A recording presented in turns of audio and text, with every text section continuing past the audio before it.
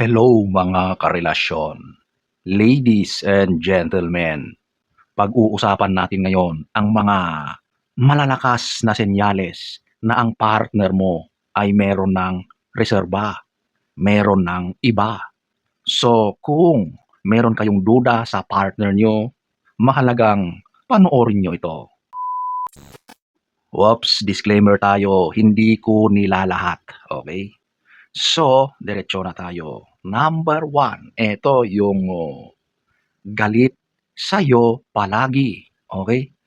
Alam nyo, mga karelasyon, kapag hindi na maintindihan kung saan nanggagaling yung galit ng partner mo sa'yo, nagtataka ka na bakit bigla-bigla na lang nagbago ang pakikitungo ng partner mo at lahat na lang ay dinadaan sa galit.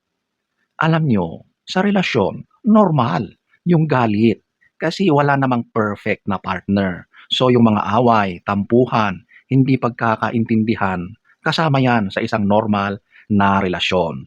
Pero kung yung partner mo na yan ay naging unreasonable, ang galit sa iyo, at parang lahat na lang ng ginagawa mo, lahat ng nakikita sa iyo ay nagagalit siya. Nako, ibang usapan na yan. Kapag ganyan na, may dahilan yan. Alam nyo ba kung saan nanggagaling yung galit? Galing yan sa kanyang guilt feelings dahil meron siyang ibang prinoprotektahang tao. Kaya ang tingin niya sa iyo ay isang sagabal. Sagabal sa mga gusto niyang mangyari sa kanyang bagong kinahuhumalingan.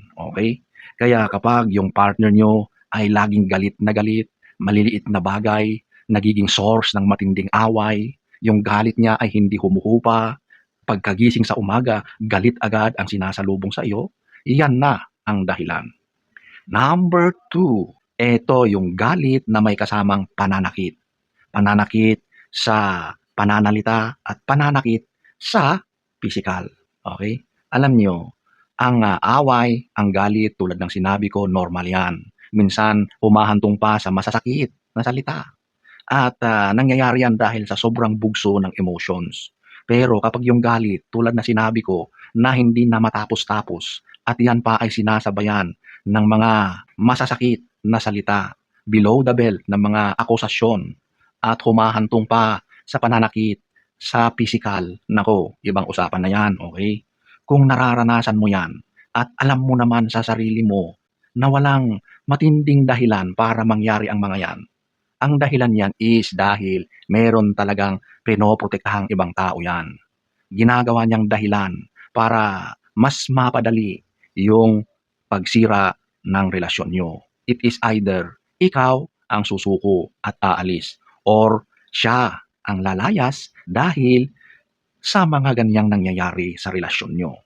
Madalas, ang dahilan talaga niyan is dahil meron na siyang reserba, meron na yang iba. Number three, ito yung isa sa dapat niyong bigyang pansin. Ito yung sobrang protektado or overprotective sa kaniyang cellphone.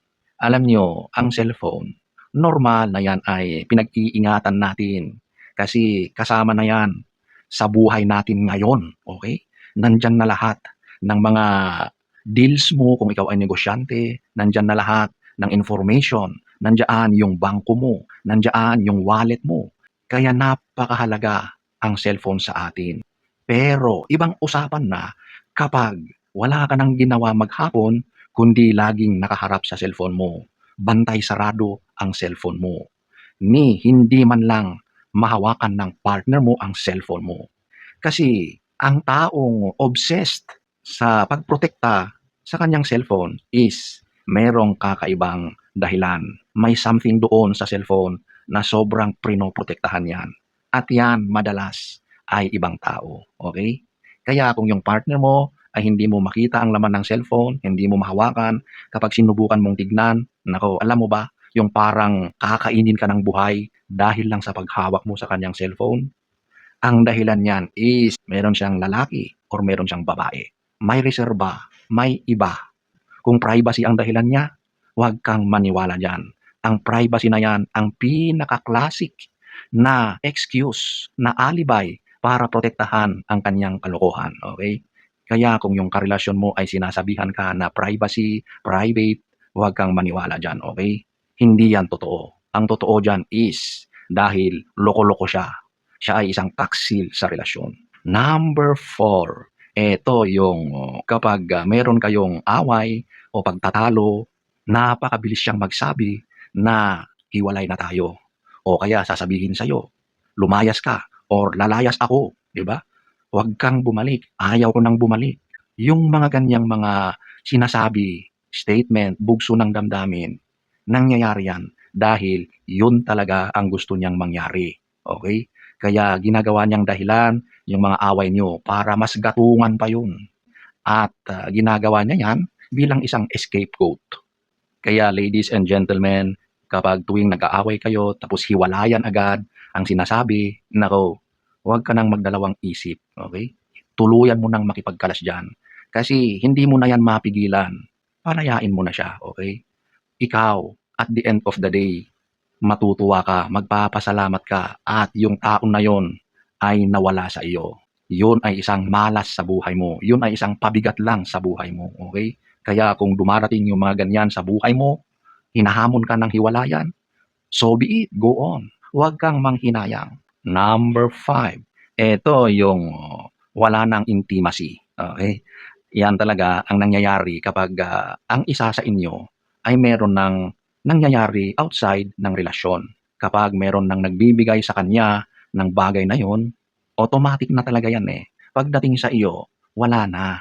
Ang tingin sa iyo ay nakakadiri.